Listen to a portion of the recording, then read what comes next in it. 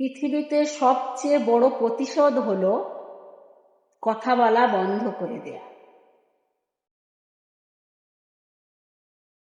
পৃথিবীতে সবচেয়ে বড় প্রতিশোধ হলো কথা বলা বন্ধ করে দেয়া।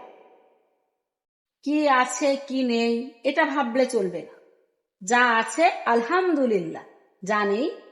ঠকিয়ে খুশি হওয়া মানুষগুলো কখনোই অন্যের যন্ত্রণা বুঝবে না। সেই জন্য বলছি, কে আপনাকে ঠকিয়েছে, কে আপনাকে কষ্ট দিয়েছে, এগুলা নিয়ে ভেবেন না। আপনি আপনার মতো চলেন। কে আপনাকে ভালোবেসে কথা রাখিনি, এগুলা নিয়ে ভেবেন না।